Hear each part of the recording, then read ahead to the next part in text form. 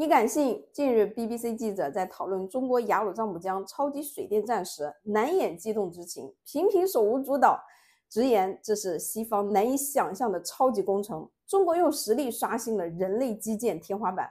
其核心讨论内容聚焦于中国投入1670亿美元，大约1.2万亿人民币建坝的深度逻辑，罕见的给出了多角度的正面评价。It struck me that every time we talk to you, it's always about something huge. I don't think we've ever talked about something small scale, be it solution, problem, or issue. It's always absolutely massive. Well, welcome to China. Everything here, they like to put things on a huge scale, and this is no different. Well, let's start. Tell me, where is this hydroelectric dam being built? Where is it in China? So it's way in Tibet. So it's right in the Himalayas. So the roof of the world.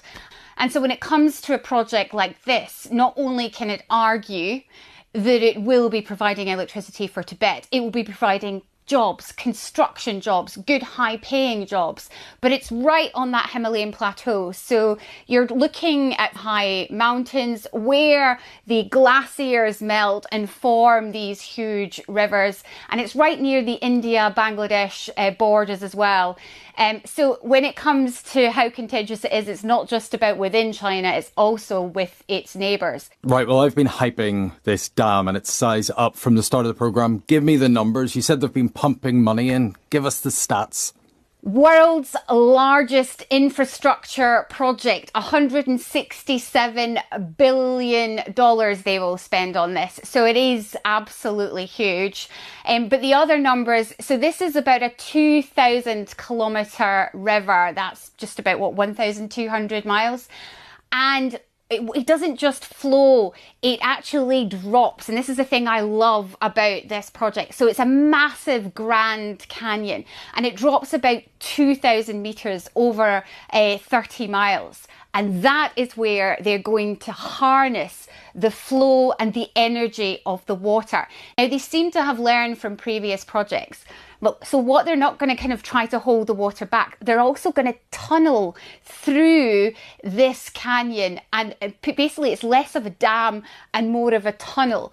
And that is how this cascade of really kind of trying to control the water and use the energy of the water, that is how they are going to generate electricity. Now, if we look at the world's largest dam currently, that's the Three Gorges Dam that sits on the Yangtze River. That provides electricity, just looking down at my notes, for 40 million Chinese people and households. So this one, they say, could provide electricity for 3 to 4 times that. So that's how big this dam and the potential for energy supply is. And what's the official reason being given for building it? Is it climate reasons that the Chinese government have said they need to build something so absolutely massive? This is about climate resilience. China is determined to be in charge of its own destiny when it comes to generating electricity. It is a real problem, and that's one of the reasons why for years it has relied on coal. Not just, obviously having their own coal mines, but importing it. So China relies on importing oil and importing gas from Russia. But in the last 5 to 10 years, things have changed. I mean, this year in May, for instance, when it comes to the likes of solar and wind power, they have installed around 100 solar panels a second in May. That's how far they are pushing this renewable project in China. So when it comes to solar, to wind, to hydroelectricity, they see this as a way of becoming self-sufficient, of not having to rely on importing oil and gas and coal from anywhere else, or generating coal or building new coal-fired power stations. Now, they are still building more coal-fired power stations than anyone else on the planet, but they are also building and creating more renewable projects than anyone else on the planet, and this one will be the biggest. And they are indeed the biggest hydropower nation. Around 18% of their current electricity generation comes from hydropower. And with this one of the key issues is they'll be running this kind of massive line all the way from Tibet to the south, to the likes of Guangdong, Macau, Hong Kong. Now, these are really highly populated areas. Guangdong is important because it's the hub, it's the factory of the world.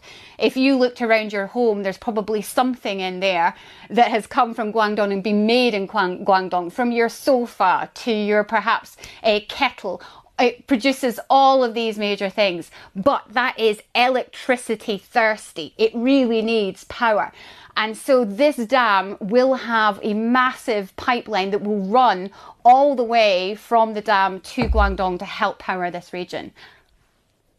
100 solar panels a second is a mind-boggling amount of solar panels. I cannot get my head around that. But you mentioned resilience there, Laura. And I'm interested because last week on the programme we heard about how Pakistan, it's just also in the Himalayas, a lot of the rivers are fed there by melting glaciers. And that puts them at risk for things like floods, but also droughts. And I'm wondering, given that this dam is in a similar area, how resilient it will be if it's also facing melting glaciers. You know, how reliable will that flow of water be? And that is one of the big issues that China cannot answer, and we're not able to ask these questions right now. And I think it's one of the other main issues for China's neighbours, the likes of India, the likes of Bangladesh, both of whom have raised serious concerns about this hydropower project.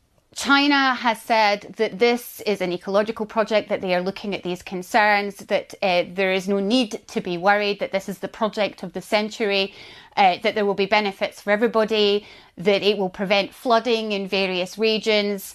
And of course, they do say they have learned lessons. And I think so they have dismissed the concerns of India, dismissed the concerns of Bangladesh. And it does look like this project is certainly now going ahead.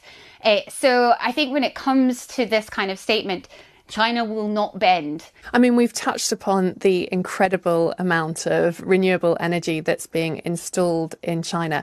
But I'm interested, what impact has that had on electricity prices? Are your bills cheaper, Laura, as a result? My bills are cheaper as a result. So actually in certain areas, I hate to boast, I hate to brag, but yeah, my bills are a lot cheaper. So I think it depends on which region you live in, but your electricity bills here in China are coming down between 2 to 11%.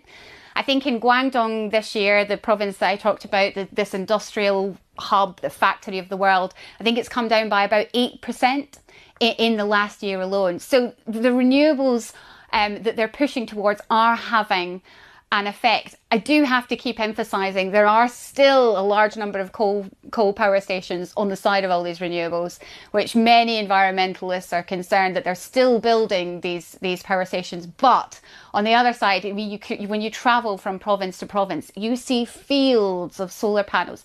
You see them building huge wind turbines. They've even got this new floating solar panel site on the water. So they are trying and experimenting and doing what they think is necessary to ensure that China has a source of electricity, especially renewables, to be more self-reliant in the future. 全程看完，不知道大家有没有跟我一样，一直在等那句经典的 "But at what cost"？ 代价是什么？我来回答一下，这代价还真有点大，不仅可以促进就业，还从大自然中得到了强大的电力并入电网，让中国人有着用不完的电啊！整场讨论中 ，BBC 记者多次表达赞叹，罕见地展现了对中国基建的全面肯定。这些夸奖的话能在 BBC 听到，简直是太不寻常了。这还是我们熟悉的那个 BBC 吗？真是不得不感叹，这个世界越来越让人有点不认识了。